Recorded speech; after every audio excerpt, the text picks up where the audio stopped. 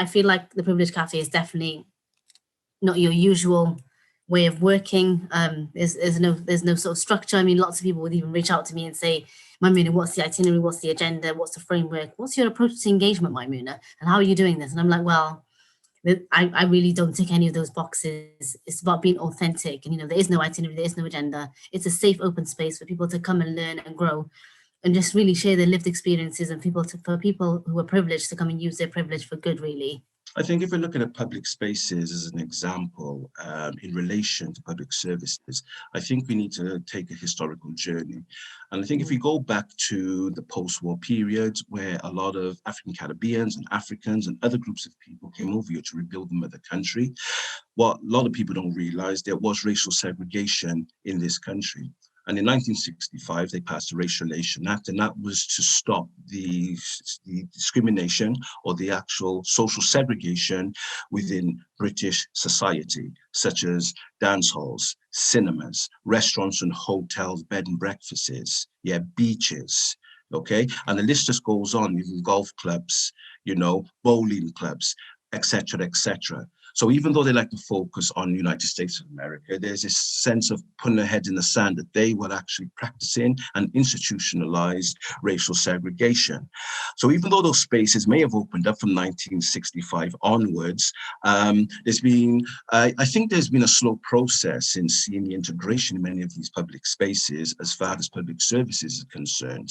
So for example, we had to fight, there was bus strikes in many, many major cities in England and Wales, in order to allow Black people to become passengers, even though they were relegated to become bus conductors and bus drivers. So there's elements of hypocrisy where that was concerned. Are the right people actually leading the conversation? Did the right people have the power? Because lots of people are not willing to share their power, especially when it comes to public service. And you think that this is a public service. Are you really the public? Yeah. The fact of the matter is, if we're looking at public services as far as race relations is concerned within Britain, then there's a couple of factors we need to take into account. And that is that so-called Black and brown people are not in strategic positions within public services in order to make decisions. And this is the thing. So it is still a form of institutionalized colonialism cloaked in terminologies such as equality, diversity, and all these other type of things. We live in a multicultural society and pluralism and all these other type of terminologies. But it's very much a tick box exercise when it suits them, unfortunately. And they're still in decision making, and they're still in decision making decisions. And the thing is, why they're able to do that and perpetuate that is because they're never brought to account, okay, when they're in those positions of responsibility.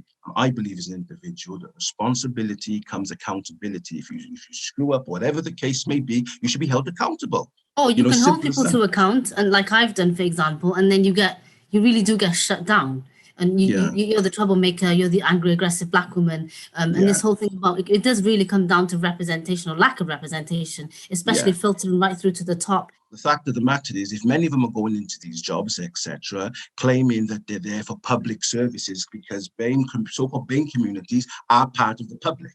And if priority is only given to people that look like them or reflect their type of appearance, then they're doing an injustice and a disservice to the wider community, because the community is very, very wide. It has an idiosyncratic nature, which means there's particularities and specificities as far as needs are concerned. And we have to move, I believe, from this concept of equality to equity. Everyone has specific needs, so you cannot treat everyone the same. That is part of what design justice helps me do. It gives me a language, a framework, in a community of people to start to unlearn and see things that I've had blind spots about for a long time, because I also wasn't having these sort of critical discussions about my practice, about my positionality, about my proximity to people in power that I can use in different ways to be more inclusive and make things more accessible. Public services have been created by certain people for certain people, and we have a legacy and a DNA that we carry with us. And it's like you say, overrepresented people probably populate public services, and they have never been asked about their power and privilege and their position. How can we engage with the Black communities? How can we engage with disabled communities, queer communities, tick the box communities? And I like to turn that question around and ask why they're not here now. Why are these relationships why do they not exist now? What's gone on there? What's happening in your culture? What's happening in you that means you don't have these relationships? Let's start there. Who's in the conversation? Who has the power of decision making? Who has parity of participation? We're hoping and we're trying to mainly be those non-white dominant people. Having these conversations on the micro level are helping people take policy decisions and make systemic change. You can, in your own context, within your own power, actually make a change of a certain level, but then the systemic change takes a lot more time. But you need to find your place there, find how much work you can do as an advocate and how much you can do yourself, how much you can embody and model for other people, but also how much control might you have over influencing policies in your institution, or how much public scholarship can you do, like what Mymuna is doing in the Privilege Cafe, like all of us are doing, to influence more people, wider people outside of our own institutions. And sometimes that can come back into our institutions once we've had it out in the world. Some of the work is in having ongoing engagement with the thoughts of marginalized populations.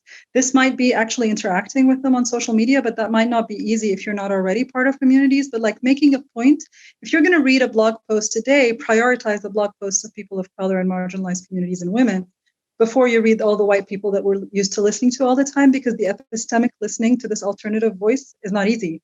The first time you read it, you won't get it. You have to engage with it deeply and sustainably.